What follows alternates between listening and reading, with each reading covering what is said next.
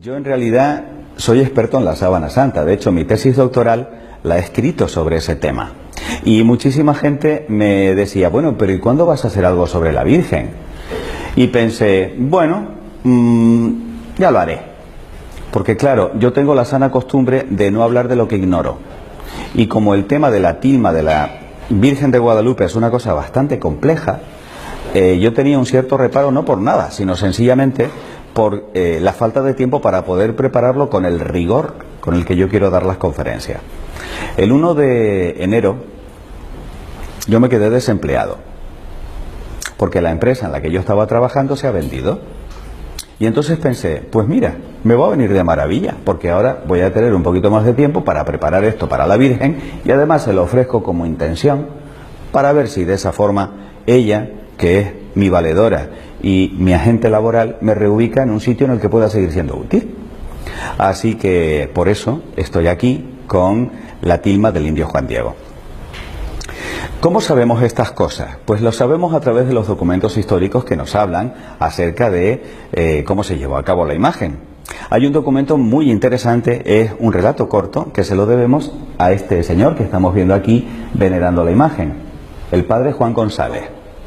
Él era el secretario y el intérprete del primer obispo de México, Fray Juan de Zumárraga, que no sabía hablar náhuatl, que es el idioma que utilizaban los indígenas en el momento de la aparición. Sin embargo, hay un texto muchísimo más importante que además se ha convertido en uno de los elementos clave de la literatura mexicana, el Nicán Mopohuá. Ese texto se lo debemos a Antonio Valeriano, que era un indígena increíblemente culto. No solamente sabía hablar perfectamente castellano, sino que también hablaba latín, se convirtió en gobernador durante muchísimo tiempo y hay documentos que hablan de la valía que tenía este hombre. Él además escuchó en muchas ocasiones de boca del propio Juan Diego el relato, Juan Diego es el vidente, que os voy a contar a continuación. Y concluyó la redacción del Nicán Mopohuá en el año 1548, que fue el momento en el cual fallecieron Fray Juan de Zumárraga y el indio Juan Diego, el vidente de esta aparición. De hecho, quiero que os fijéis que en la parte superior de la primera página de este texto dice justamente esas dos palabras, Nicán Mopohuá, que en náhuatl significa aquí te cuento o aquí se cuenta. ¿Y qué es lo que se cuenta? Bueno, pues para poder contaros la historia de la aparición de la Virgen de Guadalupe nos vamos a ir de Barcelona a México. Y vamos a trasladarnos también en el tiempo, al 9 de diciembre del año 1531. Lógicamente, México como tal no existía. México es un estado moderno. En aquel momento se llamaba Tenochtitlán. Y resulta que el gran protagonista de esta historia es Cuauhtlatohuac. ¿Cómo se llama? Vale, otra vez, Cuauhtlatohuac. Precioso nombre. Ya saben que si quieren bautizar a un niño le ponen Cuauhtlatohuac. Tlato para los amigos. Pues bien, Cuauhtlatohuac quiere decir el que habla como águila. Era un indígena mexica, o sea, mesoamericano, que había nacido en el año 1474. Se había convertido y había sido bautizado con el nombre de Juan Diego. Juan Diego tenía 57 años en el momento de la aparición. Esto es un dato muy significativo porque a medida en que vaya avanzando la conferencia vamos a ir comprendiendo cómo es la mentalidad y sobre todo la cosmogonía y la religión de los aztecas, porque si no, no se va a entender qué mensaje trajo la Virgen a través de esta aparición. Por lo tanto, quedemos con esto. Cuauhtlatohuac es el que habla como águila, ya veremos qué significado tiene eso para el indígena, y que tuvo la aparición cuando ya era un anciano, con 57 años. En aquel momento será ya bastante viejito. ¿Y qué es lo que nos cuenta el Nicán Mopohuá? Pues que el indio Juan Diego iba desde su lugar de residencia hasta Tlatelolco, que era donde se encontraban los misioneros para poder recibir la instrucción religiosa, en la mañana del 9 de diciembre de 1531. Al pasar por el cerrito Tepeyac, una montañita de 40 metros de altura, él se sintió atraído por el canto de unos bellísimos pájaros y notó que algo extraño y maravilloso estaba sucediendo y fue testigo de la aparición de una bellísima doncella a la que él llamó nuestra madrecita. Y aquí tenemos el momento de la aparición. Vio a una joven de delicadísima belleza que se dirigió a él con unas palabras extraordinariamente cariñosas. Palabras que están reproducidas de forma prácticamente textual en el Nican Mopogua. ¿Por qué? Porque los indígenas tenían muy buena memoria y eran capaces de recordar textos enteros o palabras enteras. ¿Qué le dice la Virgen al indio Juan Diego? Fijaros cómo los llaman. Juan Sin. Este sufijo sin es como una especie de diminutivo. Viene a ser algo así como Juanito, que además también se puede traducir en el lenguaje de los aztecas como digno Juan. Estamos hablando de un hombre muy pobre, y que alguien se dirigiese a él de esa manera cariñosa y tratándolo con esa dignidad, ya impactó su corazón. Le dice: ¿a dónde vas, hijo mío? Ten por cierto, el más pequeño de mis hijos, que yo soy la perfectísima siempre Virgen Santa María. No le dice el nombre Guadalupe, le dice esto: la perfecta siempre Virgen Santa María. Y ahora quedaros con cómo identifica a su hijo, porque este dato nos va a servir para más tarde. Madre del verdaderísimo Dios, por quien se vive, el creador de las personas, el dueño del cielo y de la tierra. Ya sabéis que siempre en las apariciones la Virgen se aparece para algo, y esta no es una excepción. También hay un mensaje y hay una petición, y le dice: mucho deseo que aquí me levanten mi casita sagrada, en donde lo mostraré. ¿Lo mostraré a quién? A ese, al verdaderísimo Dios del que ella es madre. Lo daré a las gentes con todo mi amor personal, en mi mirada compasiva, en mi auxilio, en mi salvación. Porque yo en verdad soy vuestra madre compasiva, tuya y de todos los hombres que en esta tierra estáis. Porque allí escucharé su llanto, su tristeza, para remediar y para curar todas sus diferentes penas, sus miserias y dolores. Anda al palacio del obispo y le dirás cómo yo te envío, y ten por seguro que te lo pagaré. El indio Juan Diego se expresa en el Nican Mopogua de una forma verdaderamente encantadora. Yo os invito a que cuando no tengáis nada mejor que hacer, entréis en internet y descarguéis el Nican Mopogua, es fácilmente descargable en PDF, y leáis las palabras textuales con las que se dirige el indio Juan Diego a la Virgen, porque la trata, en eso es muy canario, de mi niña. Mi niña, ¿qué quieres, mi niña? ¿En qué puedo servirte, niña mía? Y a partir de ese momento él se refiere a la Virgen como mi niña del cielo. Es bellísima la historia. Bueno, por supuesto, Fray Juan de Zumárraga, el obispo, no lo cree. De tal manera que era un franciscano que prácticamente acababa de llegar a México. Era un hombre bondadoso y era también muy culto, pero se tenía que valer de el padre Juan González para poder hacer la traducción al náhuatl, ya que él todavía no hablaba esa lengua.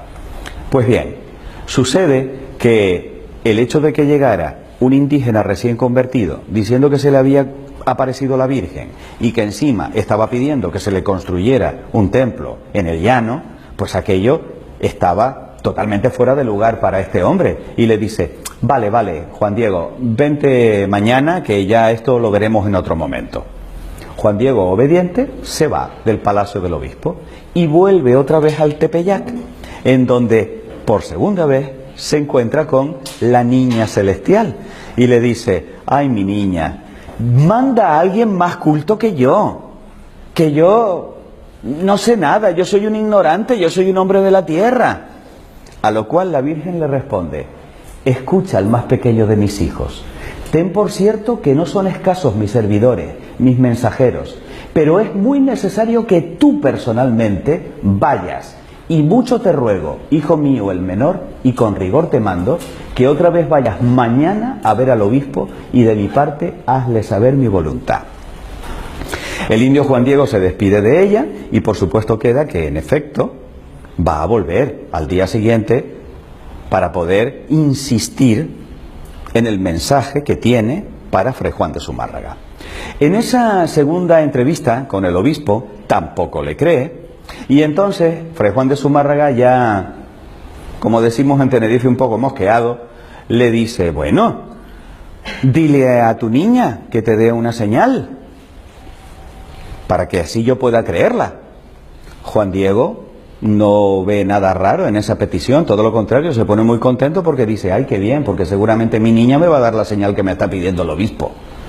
Sin embargo, Fray Juan de Zumárraga ordena a 2 sirvientes que sigan a Juan Diego, a ver qué hace, a dónde va, y si de verdad es cierta la historia.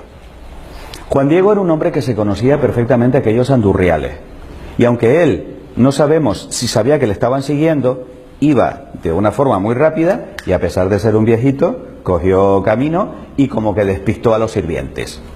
Los sirvientes se cogieron un rebote y se lo tomaron muy mal.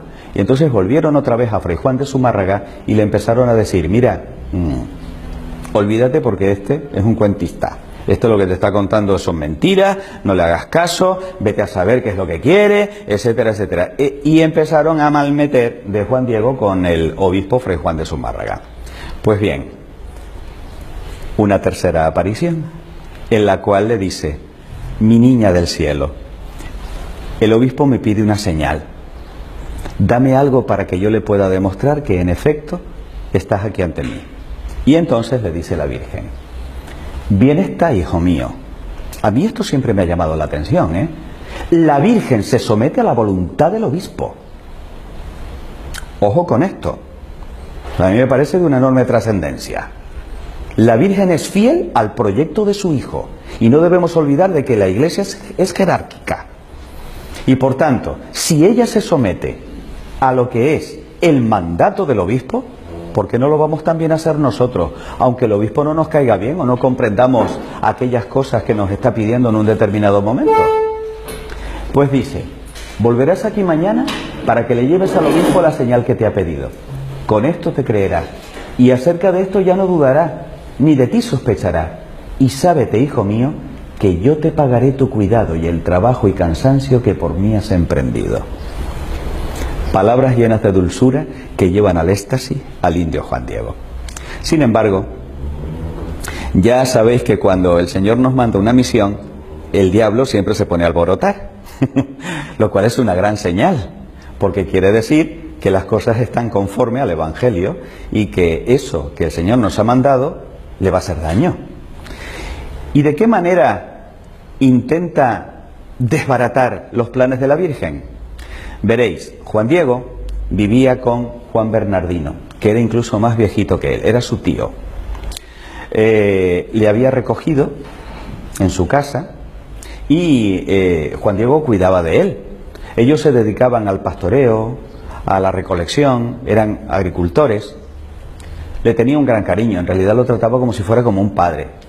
Pues bien, en la mañana del 12 de diciembre, el pobre Juan Bernardino se levanta muy malito, pero tan malito que le dice, hijo mío, yo creo que de hoy no paso y no me gustaría morir sin estar confesado. Anda, hijo, ve a buscar un cura. Él también estaba bautizado, ¿eh? Y era un hombre enormemente creyente. Entonces el pobre Juan Diego se encuentra con una dicotomía,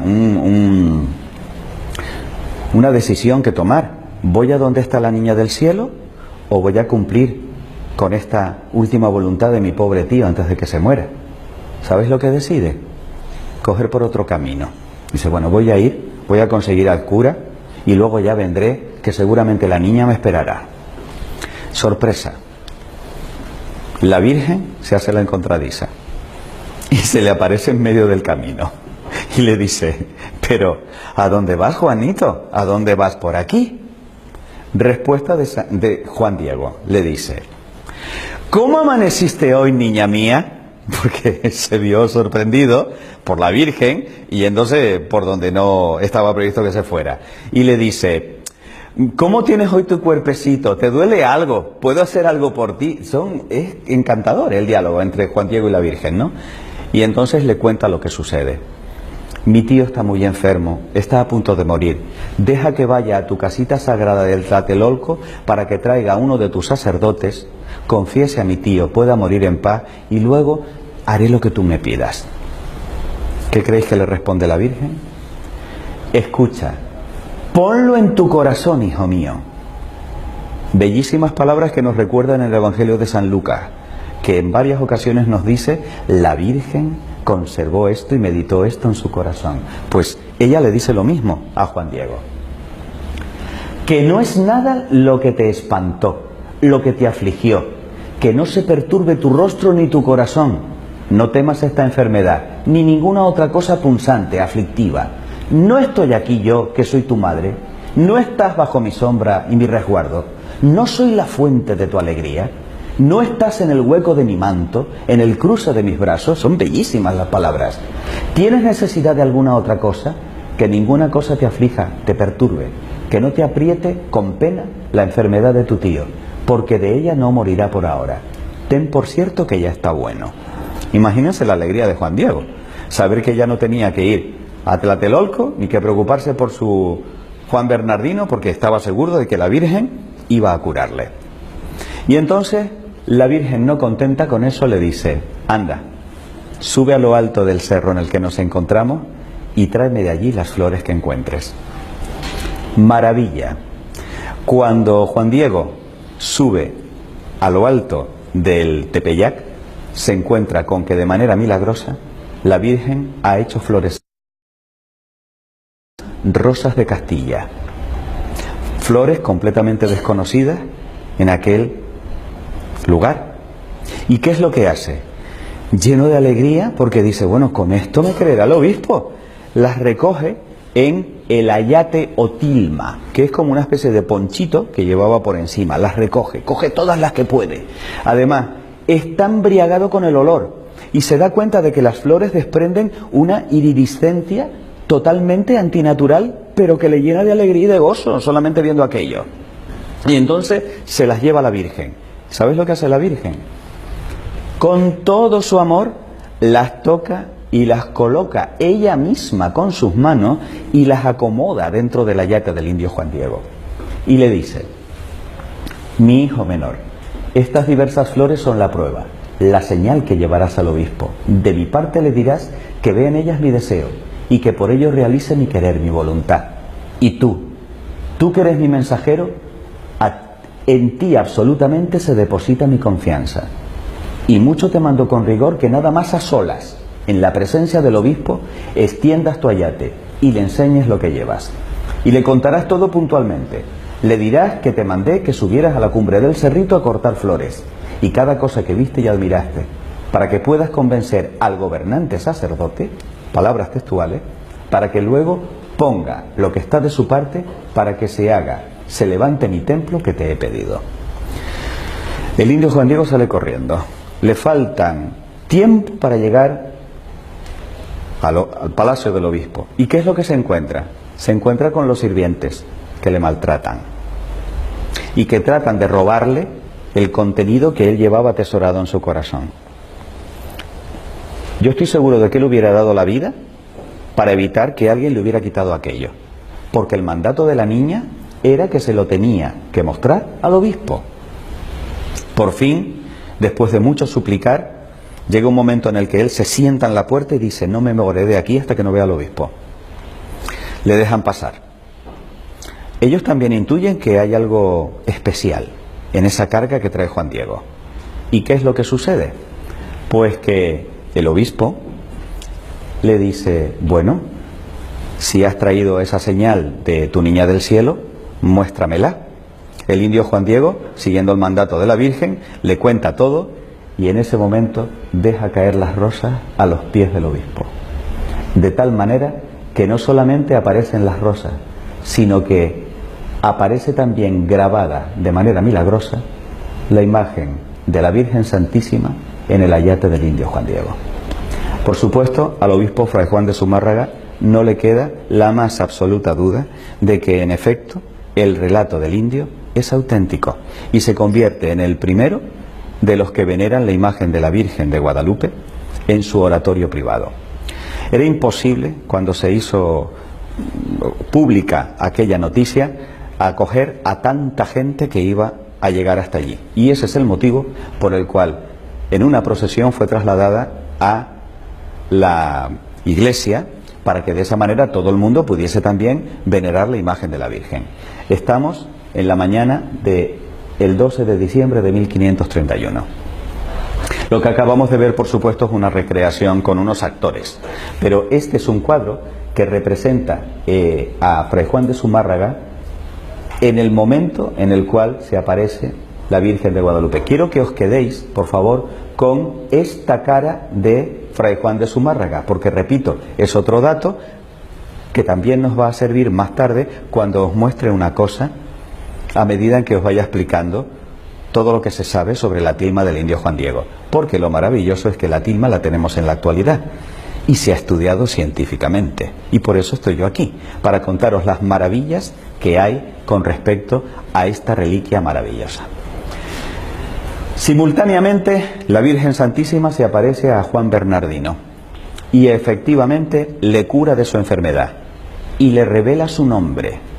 Pero atención, porque aquí entramos en una parte muy importante de la conferencia, que es saber cuál es el verdadero nombre que revela la Virgen Santísima a Juan Bernardino. Para poder comprender esto es imprescindible que por un momento yo abra un paréntesis en la conferencia y os cuente algo sobre la mitología de los aztecas. Tened en cuenta que esto se produce 40 años después del descubrimiento de América por parte de Colón y 10 años después de la conquista de México por parte de Hernán Cortés y sus 500 soldados. O sea, prácticamente Europa acaba de descubrir a esta civilización. Era una gente pues como cualquier otro pueblo. Se casaban, tenían sus hijos, cultivaban la tierra. Es importante que veáis en esta imagen la manera en la cual las mujeres casadas, desde el momento en el que ya contraían matrimonio, se colocaban el cabello. Porque eso era un signo para el azteca de que esa mujer era de un hombre. Al igual que nosotros hoy llevamos el anillo de casado o de casada, que es un signo de que efectivamente ha habido una consagración matrimonial, pues esa es la manera, el signo que tenían las aztecas de diferenciarse de las que estaban solteras todavía. Es decir, cuando un hombre veía a una mujer desconocida en la calle, si llevaba el cabello recogido así, ya sabía que era una mujer casada, no hacía falta que le dijera nada más. Los aztecas dominaban a las 300 tribus que en aquel momento estaban en esa zona, de tal manera que asombró a los castellanos la extraordinaria arquitectura, las infraestructuras que ellos habían construido. En ese punto eran increíblemente avanzados y también lo eran en la observación del cosmos. Eran unos astrónomos extraordinarios, porque en ello les iba la supervivencia. Es decir, ellos adoraban a los astros del cielo, pero porque pensaban que eran quienes les daba la vida y tenían que estar pendientes de los solsticios, de las estaciones, de los eclipses, etcétera, etcétera, porque veían signos también en las estrellas, en los cuerpos celestes. En eso eran extraordinarios. Sin embargo, hay un punto realmente terrible en la cultura de los aztecas en este momento, y era su religión, porque desafortunadamente era una religión sangrienta. Aquí tenéis al espantoso Huitzilopochtli. Huitzilopochtli era el dios de la guerra, que como podéis comprobar era caníbal. Es más, ellos estaban convencidos de que para que volviera a salir el sol al día siguiente había que alimentar a Huitzilopochtli para que se comiera las entrañas de las víctimas en vez de comerse al sol. Es decir, para ellos era un ritual sagrado el llevar a cabo los sacrificios humanos horribles que sobrecogieron a Hernán Cortés y a los soldados cuando descubrieron todo esto. Es más, en un determinado templo había un ídolo en honor a Huitzilopochtli con la boca abierta, y cuentan los cronistas que se escuchaba una voz demoníaca a través de aquel ídolo que pedía víctimas y que tenía una sed de sangre insaciable. De tal manera que en la crónica de Hernán Cortés y sus 500 soldados en 1519 se dice que el propio Hernán Cortés con un martillo destruyó aquel ídolo horrorizado con lo que estaba viendo. Pero tengan en cuenta que cuando ellos iban a la guerra no mataban, cosechaban. capturaban a las pobres víctimas y luego esas eran las que servían de sacrificio para Huitzilopochtli y compañía, de tal forma que la ofrenda de sangre garantizaba la pervivencia del mundo. Era tal el sangrerío que se vivía allí que vivían aterrados, porque en cualquier momento el cuchillo de pedernal podía caer sobre ellos o sobre sus hijos. Fijaros que Andrés de Tapia y Gonzalo de Umbría contaron 136.000 cadáveres humanas en uno solo de aquellos templos. Y se calcula que eran 100.000 víctimas cada año ofrecidas a Huitzilopochtli. Pero si os aterra Huitzilopochtli, agarraos ahora con la madre de Huitzilopochtli, porque es esta abominación que tenéis aquí, Coatlicue.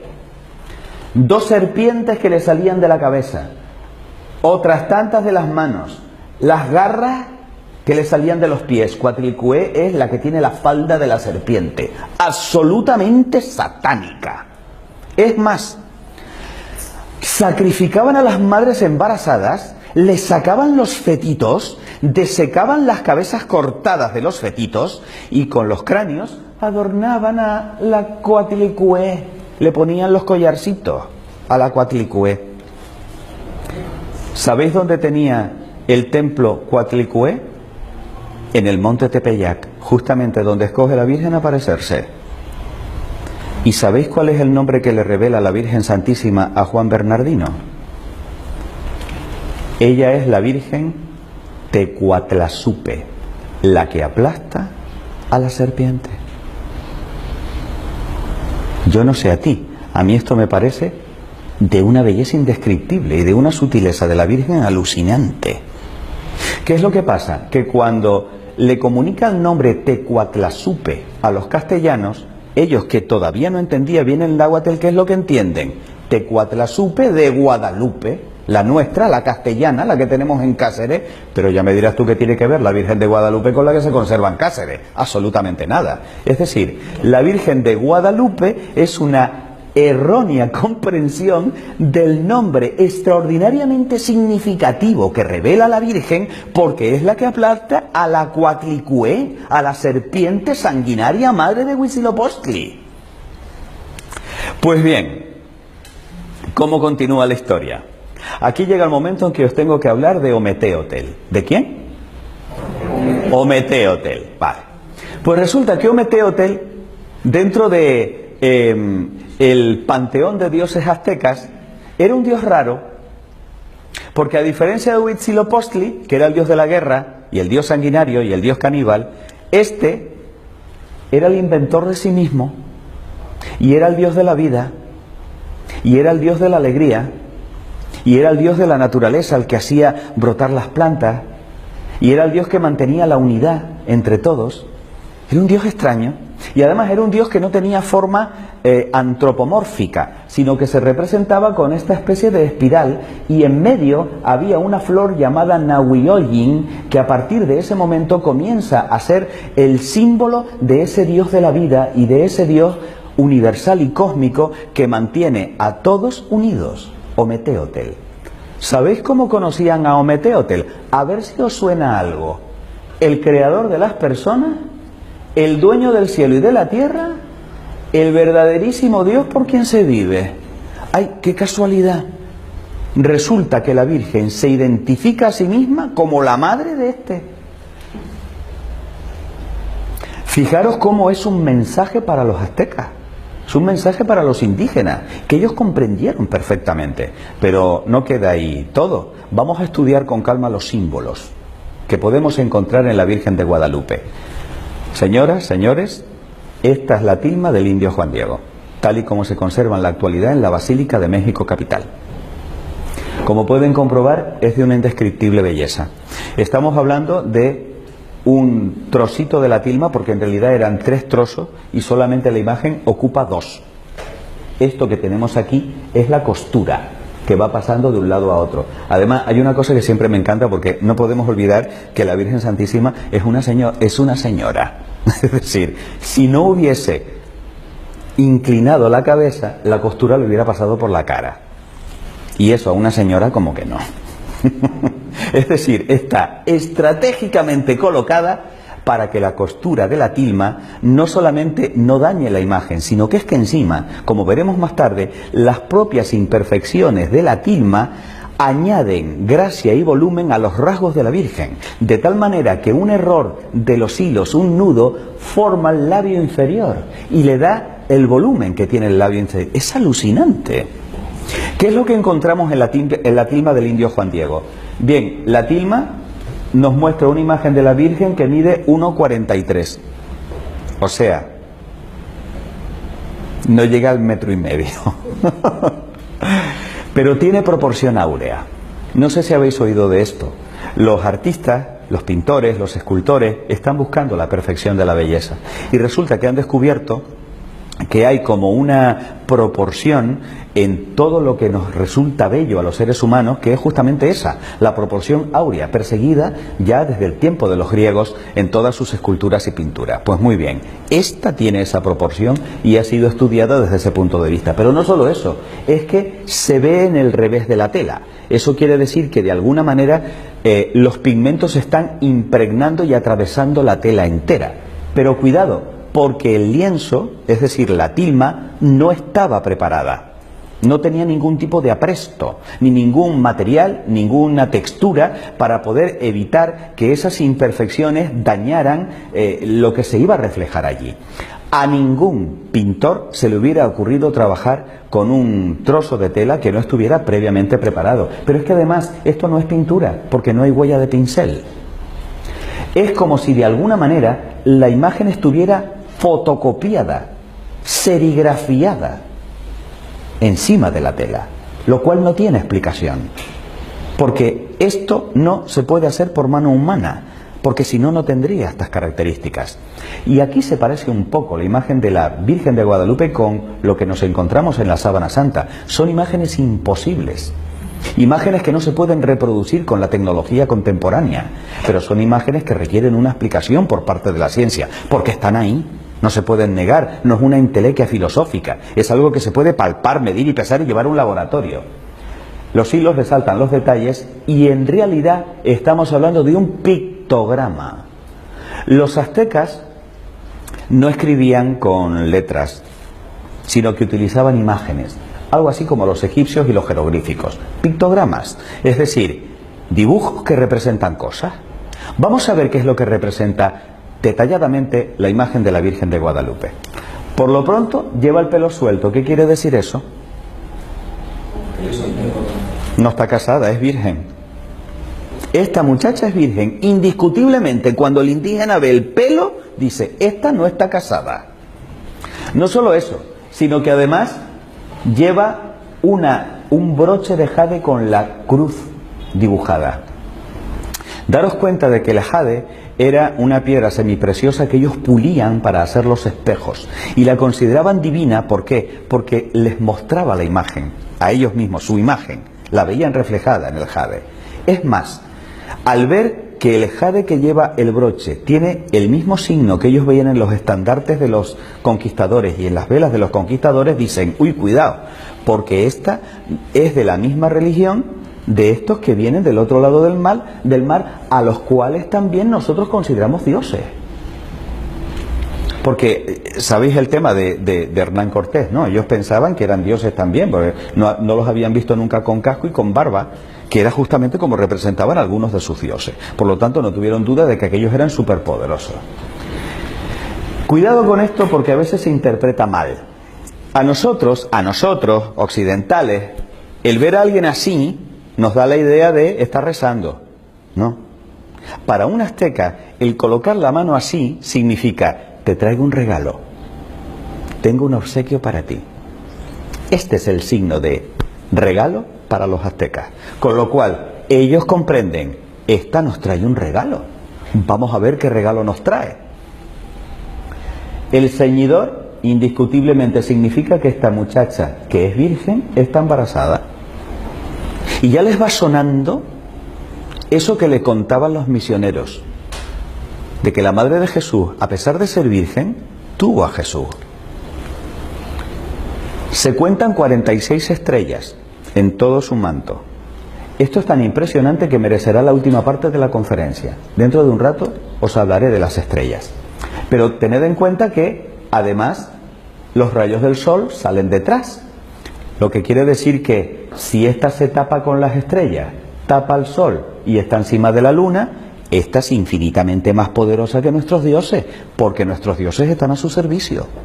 El cosmos entero le sirven a ella de lugar en donde colocarse, de manto y de embellecedor con los rayos del sol. Aquí aparece, y aquí, hasta 7 veces la flor Nahuioyin, que era la flor con la que representar a Ometeotl. Por lo tanto, si en la túnica aparece representada la flor Nahuioyin, quiere decir que el regalo que nos trae esta es a Ometeotl. Indiscutible. Daros cuenta de que todos estos detalles se le escapaban a los castellanos, pero ellos, con un solo vistazo, captaban perfectamente el mensaje que traía la Virgen.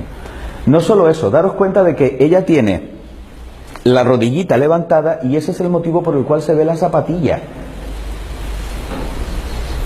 Pero el que tenga la rodilla levantada, ¿qué quiere decir? Pues que está danzando.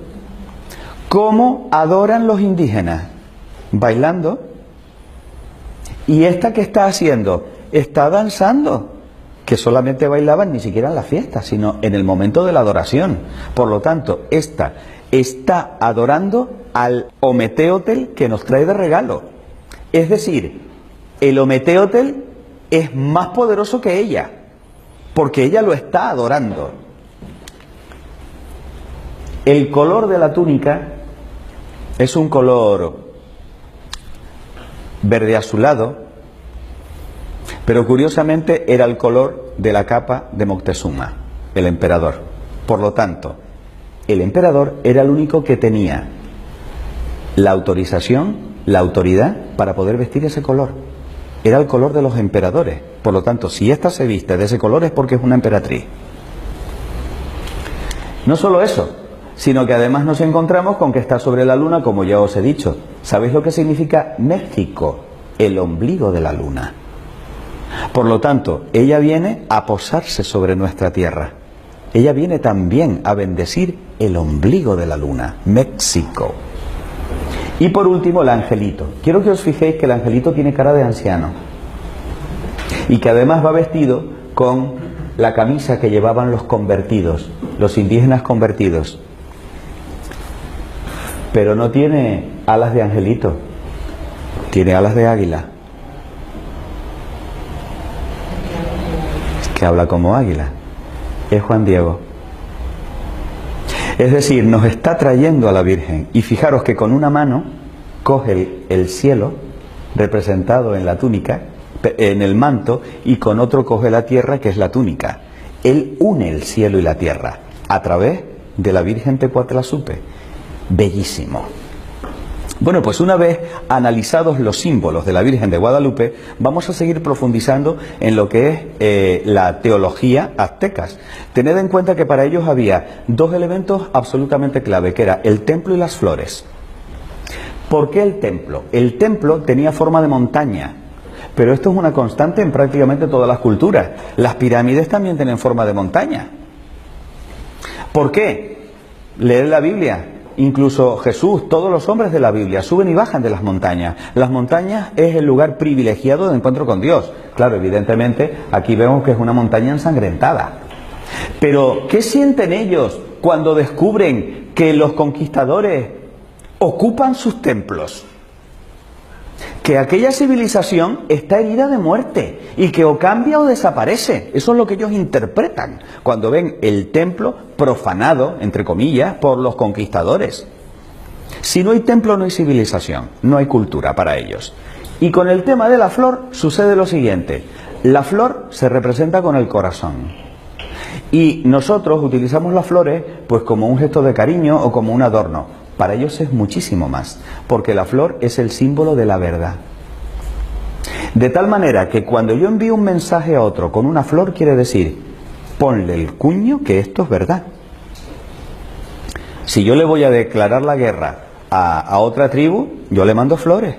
no os lo perdáis. O sea, es decir, mira, te voy a hacer la guerra, pero que no estoy bromeando, que te estoy mandando flores, que es verdad.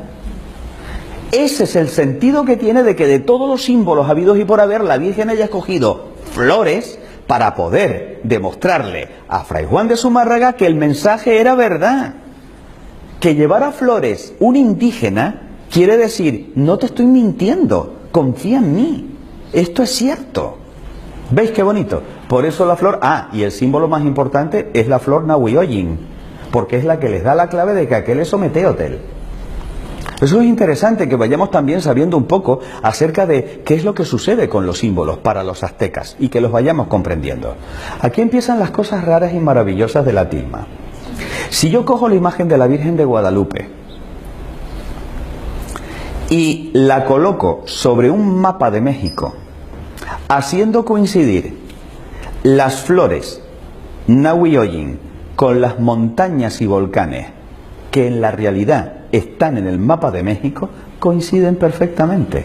Pero claro, esto solamente lo podemos comprobar viendo el mapa desde el espacio. Díganme quién colocó las flores en un mapa que solamente se puede ver desde el espacio en 1531. Sigamos avanzando para ver qué otros misterios nos trae la Virgen de Guadalupe. A ver, el año 1531 fue un año muy especial para los indígenas. Por lo pronto, vieron aparecer el cometa Halley. Que unos indígenas vieran a aparecer un cometa, la cosa está muy mal. Eso es lo que significa el cometa para ellos. Aquí van a pasar cosas muy gordas, pero gordas de verdad. No solo eso, sino que además se produce un eclipse. ¡Horror! Huitzilopochtli está cabreado. A ver, ¿qué es lo que hemos hecho? Habrá que matar, darle de comer, sangre. No solo eso, sino que además el 12 de diciembre de 1531 era el solsticio de invierno.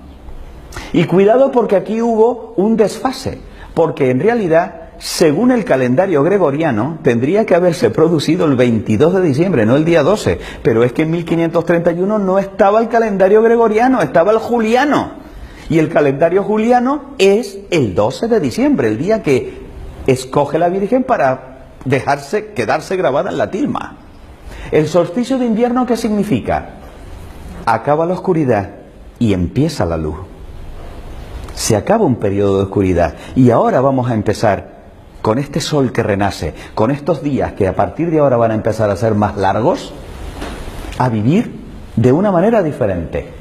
Se produce un terremoto, tela, eso significa que los pilares de la tierra se están conmoviendo, se destruyen los templos y llega una epidemia de viruela para la cual los indígenas no tenían protección natural, no tenían los anticuerpos de la viruela y los empieza a matar. Y ellos dicen, vamos a ver, nos cargamos a 100.000 personas al año, alimentamos a Huitzilopochtli con toda la sangre que nos pide y resulta que ahora que no tenemos templo, que ya no hacemos sacrificio, el sol sigue saliendo, después del eclipse vuelve otra vez a haber luz, una de dos, o nuestros dioses eran mentiras o nosotros no hemos hecho la adoración correcta. ¿Veis lo que significa todo lo que pasó justamente en ese año? Pues bien, todo esto llevó, amigos y amigas, a que en la siguiente década 9 millones de indígenas se convirtieran al cristianismo. Los misioneros no daban abasto a hacer bautizos. ¿Por qué? Porque estaban abandonando una religión de muerte y de oscuridad para abrazar una religión de amor y de vida y de luz, que era la que traía la Tecuatlazupe. Por lo tanto, toda esa leyenda negra que hay sobre lo de la conquista y que se obligaba bajo pena de muerte a los indígenas y no sé cuánto, cuidadito, que hay que analizar bien los datos y que por suerte ahí tenemos la historia y los documentos históricos. Pues bien, el Papa Benedicto XIV recibió inmediatamente, aparte de que se difundió toda la historia de la Virgen de Guadalupe por el cristianismo entero, una copia de la tilma del indio Juan Diego, y la Virgen terminó coronada como emperatriz de América. Hoy en día, este es el actual templo en México capital, en el que se conserva la tilma del indio Juan Diego. Es el séptimo de los templos. Fue consagrado el 11 de febrero de 1976, Día de la Virgen de Lourdes. Y no solo eso, sino que tiene 10.000 personas de aforo. Fijaros además que tiene la forma como de la capa de la Virgen, ¿no? O sea, entramos bajo el amparo de la Virgen, debajo de su manto, debajo del manto de la Virgen. Es indiscutible que la cultura mexicana se ha fraguado en torno a la Virgen de Guadalupe. La Virgen de Guadalupe es omnipresente en todo México, de tal manera que tengo una amiga mexicana que me dice algo que ya yo había oído en boca de otros mexicanos, y es: ay, es que Andrés, nosotros puede que no seamos católicos, pero todos seamos guadalupanos. Es decir, la Virgen de Guadalupe es el amor de los mexicanos. Y eso sí, a lo mejor le dan cachetadas a la iglesia, pero a la Virgen de Guadalupe no se la toque. La Virgen de Guadalupe es una cosa especial. Nuestro bien amado Papa Francisco le tiene una devoción muy especial a la Virgen de Guadalupe. ¿Pero por qué?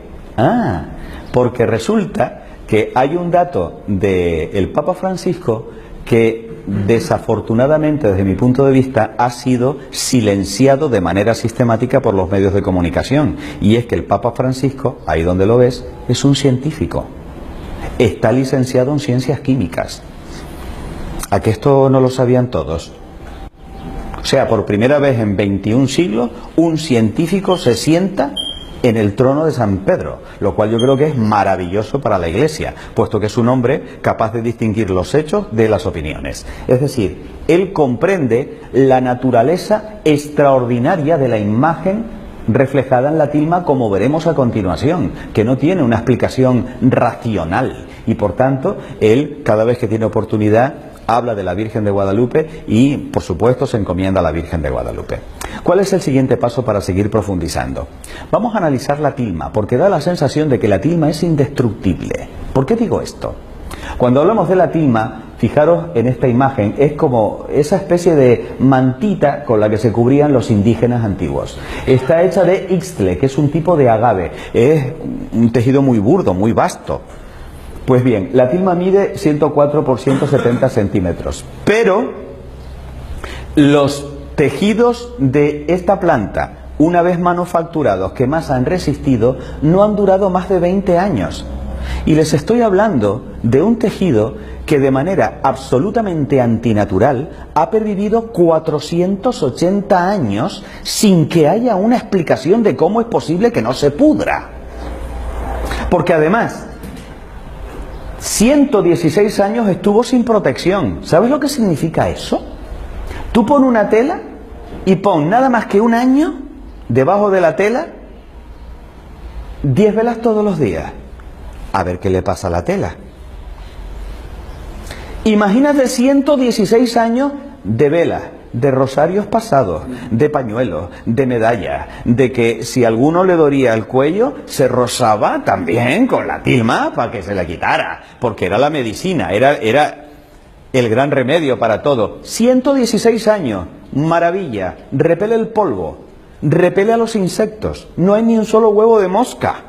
No hay la más mínima suciedad en la tilma. ¿Cómo es esto posible? No tiene explicación. Ya de por sí llama la atención. Pero por si eso fuera poco, date cuenta de que el Tepeyac se encuentra junto al lago Texcoco, que es un lago con una salinidad tan potente que en 80 años termina deshaciendo el hierro.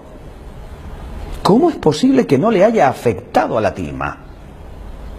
¿Y qué pasa si a la tilma le echamos un bote de ácido? Pero es que eso sucedió en el año 1795. Dejaron caer encima, quiero pensar que de manera accidental, y ahí tenemos el documento del accidente que lo confirma, un bote de ácido nítrico. Esta es la mancha. Hubiera sido suficiente como para destrozar todo el lienzo. Si alguna vez tienes un botito de ácido nítrico, no metas el dedo, por si acaso. ¿Y qué es lo que pasa con la mancha del ácido nítrico? Que a medida que va pasando el tiempo se va desapareciendo la mancha, no el tejido. ¿Cómo es esto posible?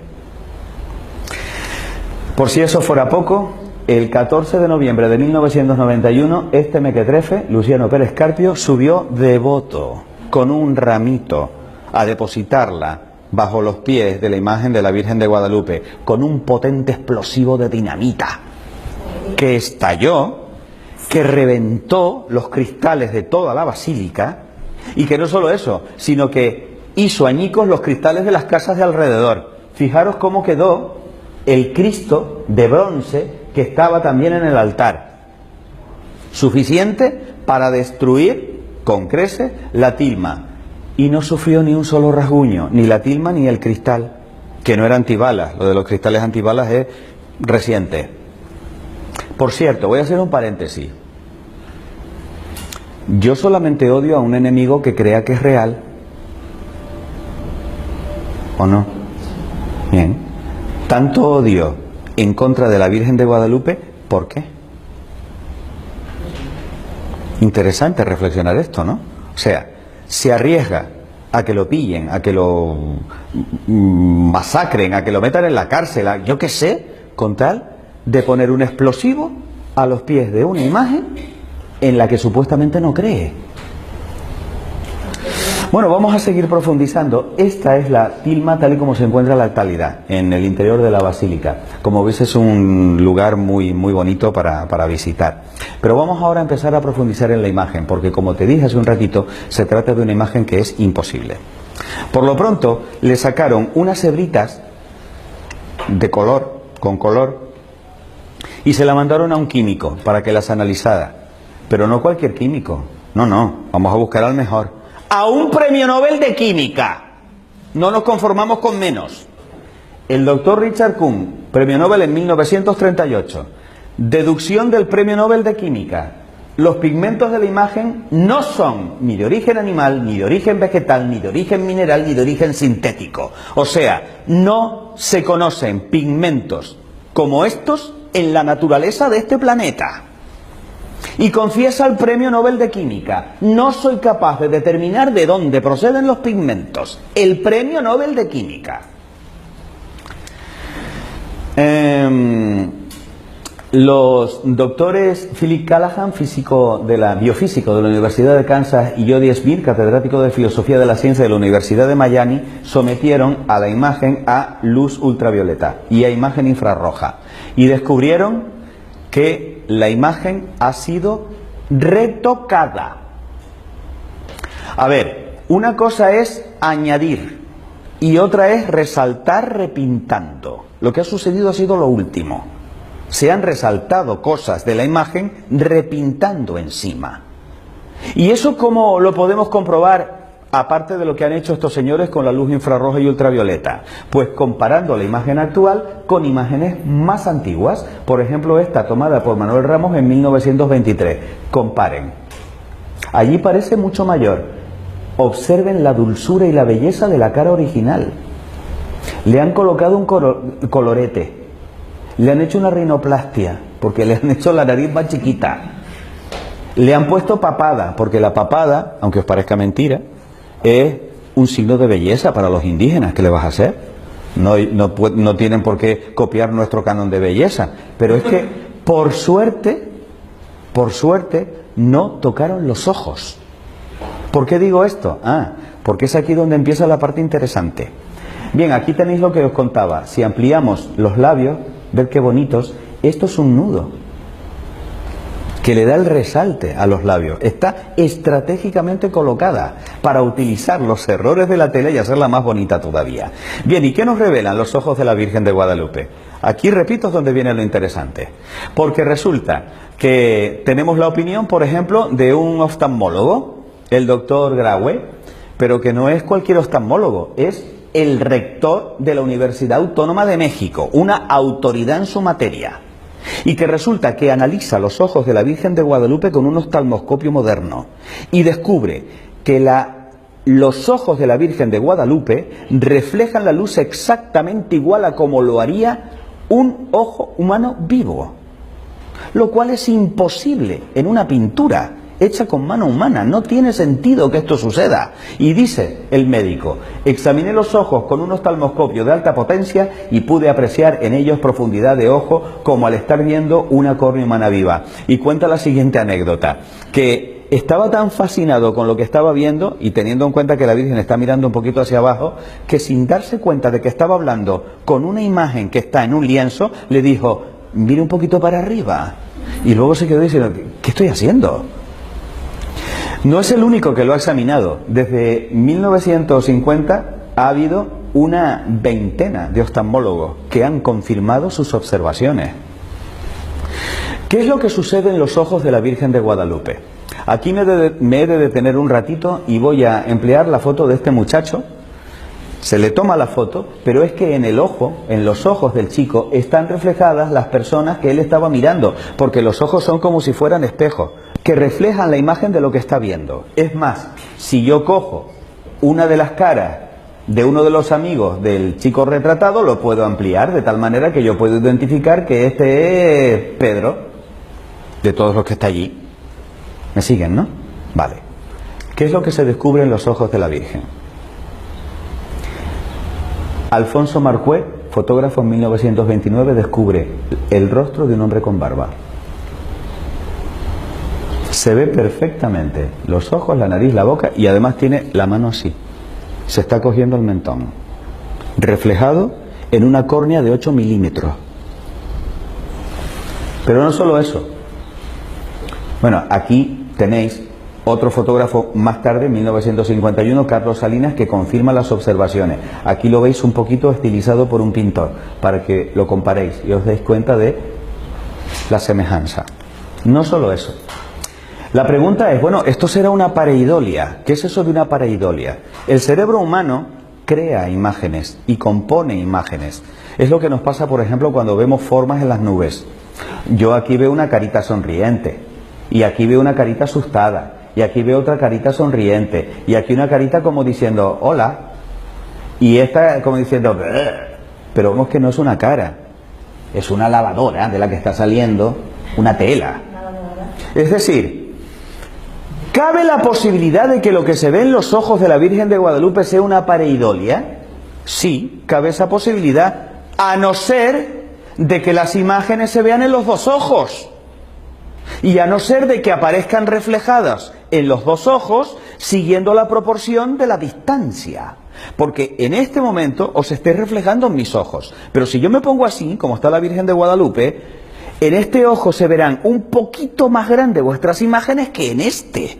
Porque este está un poco más lejos de vosotros. ¿Me estoy explicando? Eso se llama la ley de Samson-Purkinje. Y está perfectamente estudiado en oftalmoscopía. Pues sorprendeos, porque el doctor Rafael Torija, oftalmólogo, deduce que las imágenes aparecen reflejadas en ambos ojos y que respetan perfectamente las proporciones ópticas de Samson-Purkinje. No es una pareidolia, son imágenes reales. Pero aquí es donde definitivamente tiran la toalla los incrédulos. Doctor José Aste Tonsman, ingeniero especialista de computación de la Universidad de Cornell, profesor de investigación operativa en la Universidad Iberoamericana de México. Descubre no una ni dos, 13 figuras en los ojos, diminutas, casi microscópicas. Para poder hacer eso, necesitó elaborar con un ordenador cuadrículas de 1 milímetro cuadrado en las córneas. 1600 cuadrículas de 15 por 15 micrones. Usando un microdensitómetro de precisión, las amplió 2500 veces y capta 200 tonos de gris frente a los 30 tonos que es capaz de captar el ojo humano. 13 figuras en unos ojos de 8 milímetros. Entre ellas, la de Fray Juan de Zumárraga. ¿Os acordáis del cuadro? Es el mismo cráneo.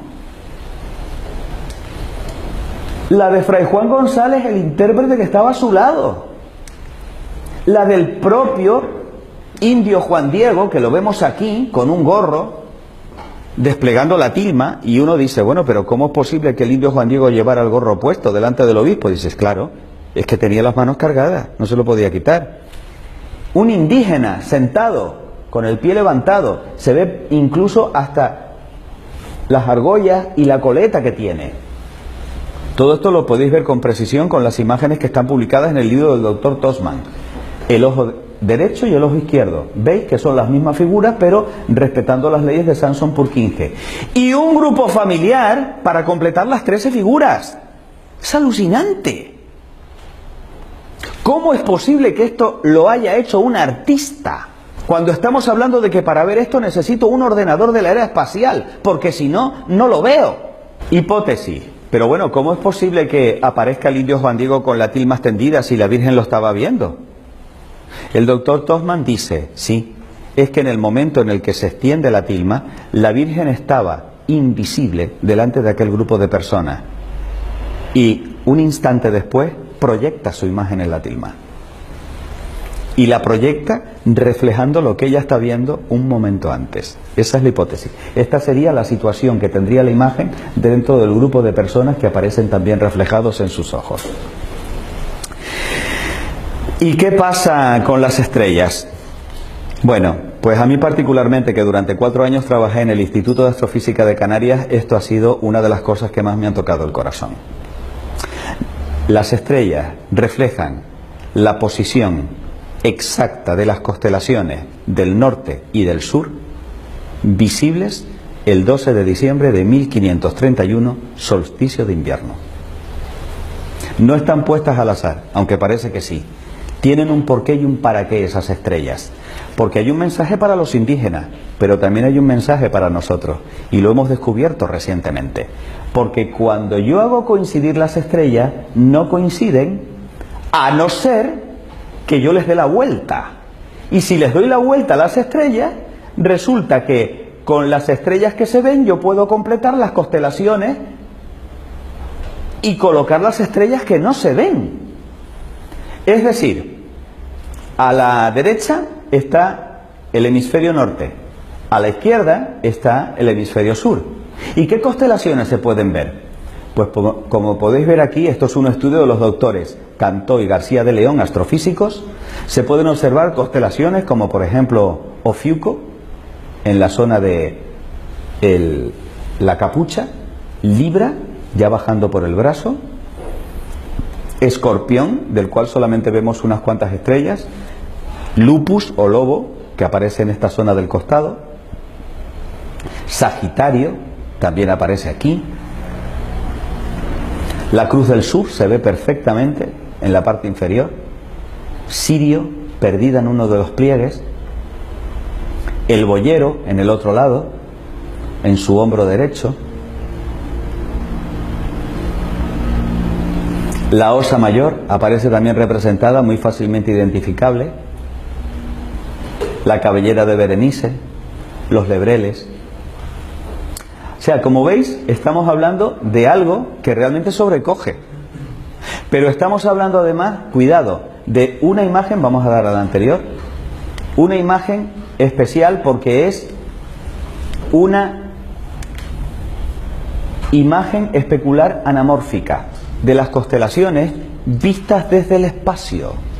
Desde la Tierra no se ven así. Una imagen especular porque refleja, como si fuera un espejo. Y anamórfica, y se ve perfectamente en esta imagen, ves que aquí hay una cara de un hombre barbudo, ¿no? Reflejada en este vaso que es como si fuera un espejo. Pero esto es lo que está reflejando. O sea, es como si aquí estuviera la Virgen encima del espacio y reflejara en su manto las constelaciones que están alrededor. Eso es lo que quiere decir esto.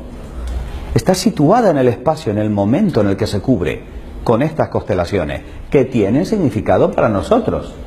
Porque qué casualidad que la corona boreal no le viene a caer en el pecho o en las piernas, le cae en la frente.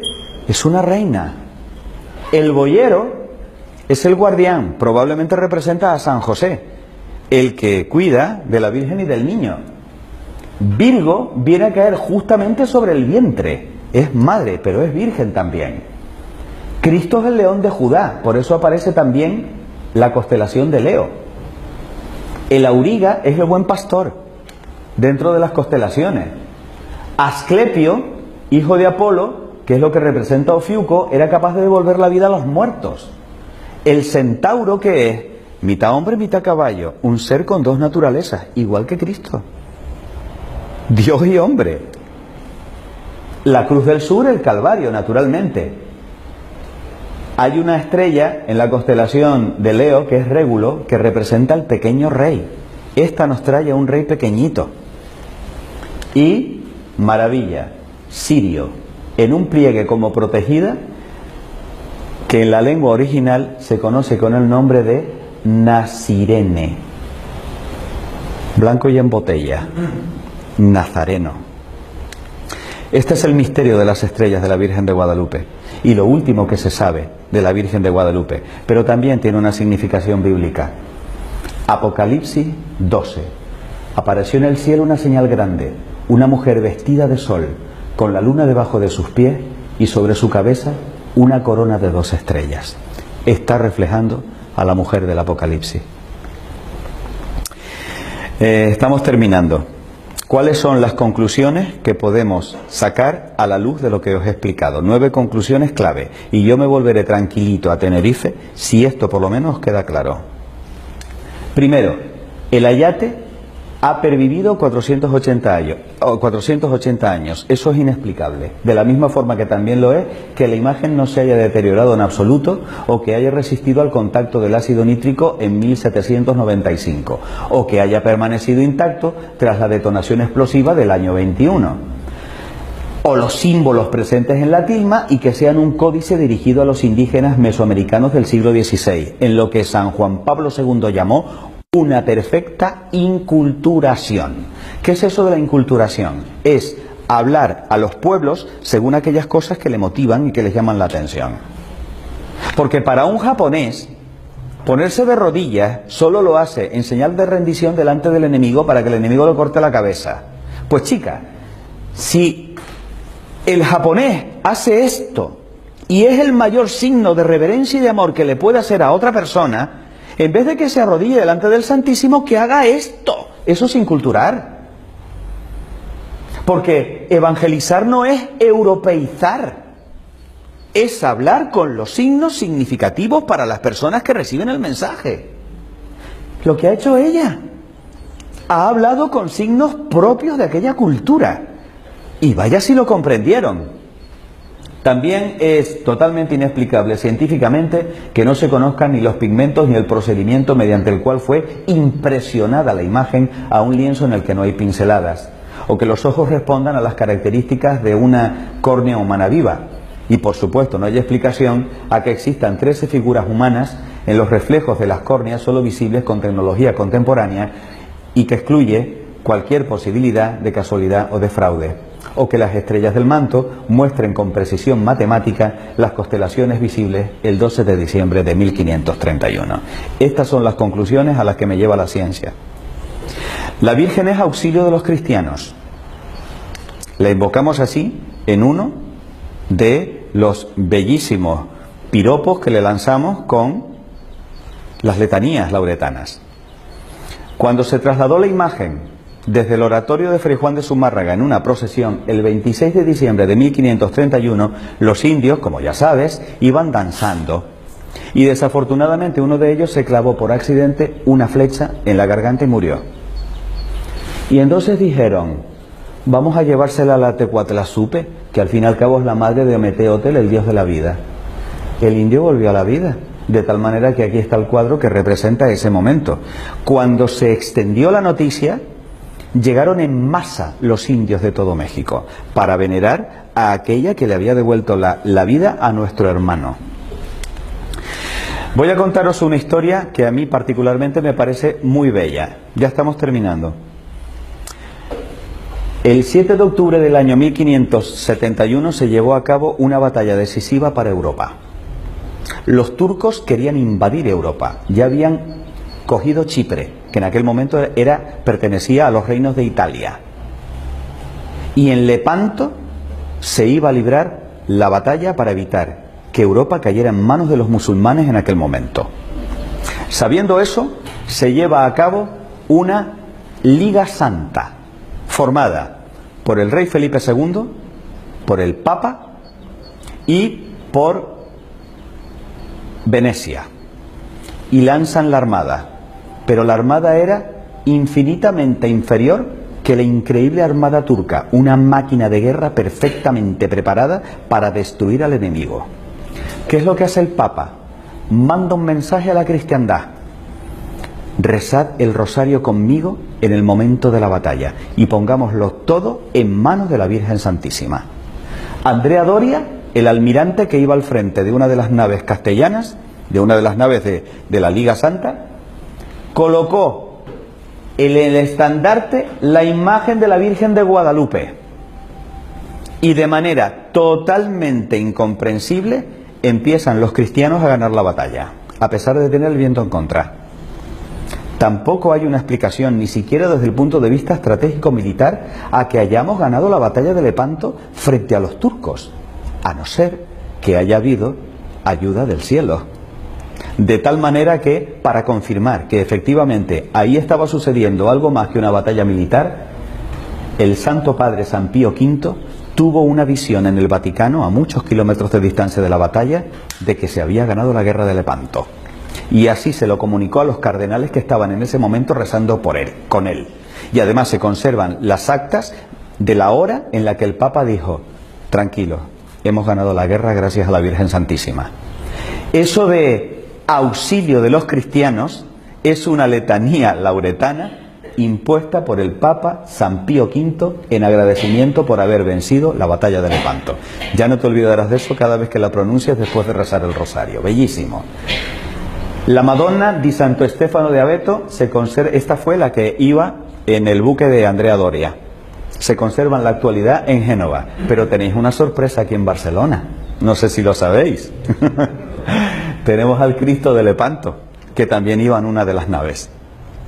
Tenéis la posibilidad de venerarlo en la Catedral de Barcelona. Maravilloso. Bueno, ¿y qué fue del indio Juan Diego después de todo esto? Sobrevivió 17 años a las apariciones. El indio Juan Diego se trasladó a vivir en una casita humilde, chiquitita, porque quería estar cerca de su niñita del cielo.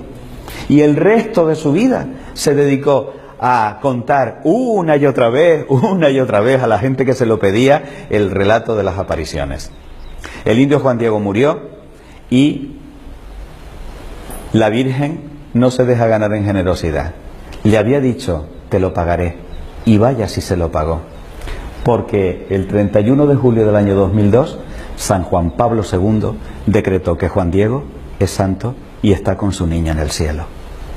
Por eso podemos invocarle como un santo, San Juan Diego, el que habla como águila, el que nos trae la nueva evangelización. ¿Cuál fue el milagro mediante el cual se canonizó al indio Juan Diego?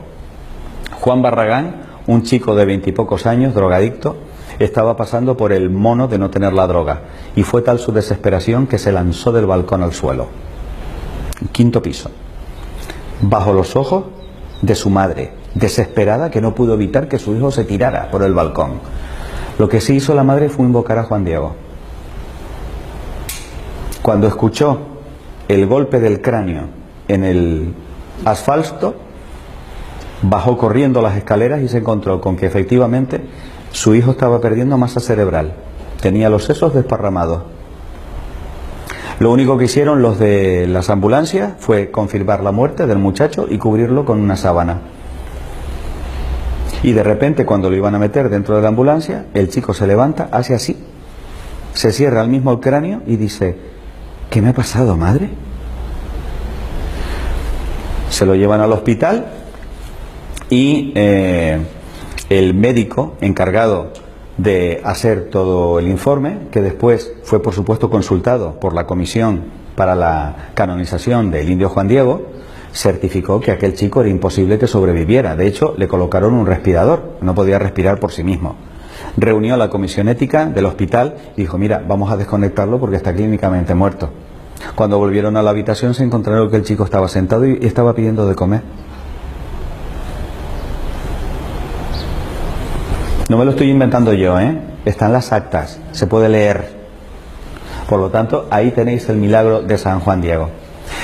Esta es la última diapositiva que os voy a poner.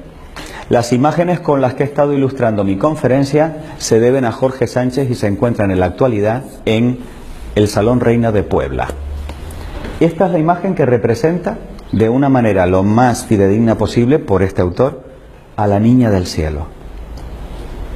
Y quiero que no me mires a mí ahora, por favor, quiero que la miréis a ella. Porque por un momento vamos a reflexionar quién es María de Nazaret. Una pobre aldeana que vivió hace más de 2000 años en un rincón del mundo que estaba sometido a una potencia militar extranjera llamada Roma. Una pobre lavandera, esposa de obrero y madre de obrero, que para poder llevarse un trocito de pan a la boca, primero había tenido que moler el trigo y luego meterlo dentro del horno. Que cada mañana tendría que acudir a la fuente de Nazaret a cargar sobre su cabeza el agua con el que luego iba a servir a su marido y a su hijo. Que para poder tener un poco de leña con el que calentarse, mientras los chicos estaban trabajando, ella tenía que subir a aquella montaña para coger ramas de aquí y de allí. Nada que ver con la princesa de manos delicadas. Nada que ver con los angelitos que están revoloteando a su alrededor continuamente. Una mujer que vivió la oscuridad de la fe. Que cuando se le pierde el niño, ¿ustedes se creen que la Virgen Santísima dormiría tranquilamente los 3 días en que desesperada estaba buscando a su hijo, sin saber si lo habían secuestrado, si lo habían matado, si se lo habían llevado a Alejandría o a Roma? Habrá comido convenientemente esa mujer en esos días. Y resulta que cuando se lo encuentra en el templo: hijo, ¿por qué nos has hecho esto? Te estábamos buscando angustiados, dice la palabra en el Evangelio de San Lucas. ¿Y qué le responde el niño? ¿Y por qué me buscaban? Ustedes sabían que yo tenía que dedicarme a las cosas de mi padre. Y lejos de enfadarse, ¿qué dice el Evangelio? Guardó estas cosas en su corazón meditándolas. Imagínense lo que significa tener que huir de noche a Egipto, refugiada política, sin saber por qué el rey Herodes quería cargarse a su niño recién nacido. ¿Pero qué le ha hecho mi niño a este rey para que lo quiera matar? Sin saber que en cualquier momento, en cualquier esquina, podía cogerlo la policía del rey y matarlos, llevarlos, descuartizarlos. Eso es lo que vive la Virgen Santísima cada día. ¿Por qué llamamos a la Virgen Reina de los Mártires? Tú sabes lo que es coger a tu hijo, que es lo que tú más quieres, y clavarlo en un palo de madera para que se desangre y se muera torturándolo delante de ti. No hay más dolor para una madre, y eso solo lo entiende una madre. Eso es lo que vivió la Virgen. Y también vivió otras cosas. Enseñó a rezar a su hijo. Alimentó, amamantó con enorme ternura a su hijo. Hizo por su hijo lo que cualquier madre hace por él. Le enseñó a hablar, al verbo de Dios le enseñó a hablar. Le enseñó a caminar a aquel que iba a recorrer un territorio menor que Galicia durante 3 años, predicando el mensaje que iba a cambiar para siempre la historia de la humanidad. Esa es María Santísima. Por eso es mi heroína. Y por eso es la persona más importante para mí después de su hijo. Y por eso quiero tratar con ella cada día. Y por eso quiero invocarla en el rosario, como ella misma me dice en cada una de las apariciones. Y por eso me fascina y me atrae y me vuelve loco todo lo que tiene que ver con la niña del cielo. Y cada vez quiero amarla más, y cada vez quiero servirla más, y cada vez quiero consagrarme más a ella. Porque es la única mujer que de verdad vale la pena seguir como heroína. Habrá otras muchas. Pero es que ninguna se compara con esta, porque lo que hizo esta es impresionante. Cuando su hijo muere y sube al cielo, ¿a quién le encarga el grupo de los apóstoles? A la que va a llevar adelante el proyecto. Cuando ellos se sentían solos o angustiados o tristes o deprimidos, ¿a quién iban ellos? A la madre. ¿Con quién se encontraban? Con quien más les recordaba al hijo. María es la animadora de la comunidad primitiva de Jerusalén. Y lo vemos en los Hechos de los Apóstoles. Ella reúne a los apóstoles y los anima. Y venga, chicos, adelante, hay que seguir. No dejéis el proyecto de mi hijo. ¿Qué necesitáis? Yo estoy ahí, lo que queráis. Esa es la Virgen Santísima. ¿Tú te crees que ella en el cielo, siendo en este momento reina y madre, va a desasistir a su iglesia en estos momentos oscuros y turbios en el que la religión cristiana es la más perseguida del mundo? olvídate, la vamos a seguir teniendo ahí. Y de ahí tenemos las apariciones continuas de la Virgen, una madre preocupada por cada uno de nosotros. Me dicen, es que los mensajes de Medjugorje son siempre los mismos. Digo yo, claro, porque no aprendemos. Y por eso una madre nos tiene que repetir una y otra vez, pórtense bien, pórtense bien, pórtense bien. Por eso los mensajes son repetitivos. ¿Cómo no van a hacerlo? Si es que no hacemos caso. Como por suerte tenemos aquí a otro Cristo consagrado, que es mi bien amado padre Josep María Manresa, a quien le agradezco de todo corazón, al igual que las chicas de Keeping Church, Carmen y Teresa, que ha tenido que marcharse, el que me hayan permitido venir desde mi isla tropical para traeros un trozo de pasión volcánica. Yo voy a dejar que sea él, por favor, el que ponga la cerecita encima de la tarta de esta conferencia. ¿Qué más decir, no? De esta conferencia tan bonita, tan hermosa, y sobre todo de la Virgen. A mí siempre me impresionan aquellas palabras, ¿no? De la Virgen, no estoy yo aquí, yo soy tu madre, y esto porque nos lleva en nuestro corazón, ¿no? La Virgen, nuestra madre del cielo, nos da a su Hijo y nos cuida siempre. A ella tenemos que acudir en toda ocasión, en todo momento, y ella nos protege, nos acompaña y nos bendice, y nos trae su regalo, su ofrenda, que es su Hijo. Por eso nos ponemos de pie. Le damos gracias. Primero le damos gracias también a don Andrés por esta magnífica exposición. Es un honor. Y le damos gracias a la Virgen por su maternal amor, con que nos cuida siempre. Dios te salve María, llena eres de gracia, el Señor es contigo. Bendita tú eres entre todas las mujeres, y bendito es el fruto de tu vientre, Jesús. Santa María, Madre de Dios, ruega por nosotros pecadores, ahora y en la hora de nuestra muerte. Amén. Nuestra Señora de Guadalupe, ruega por nosotros. Muchas gracias.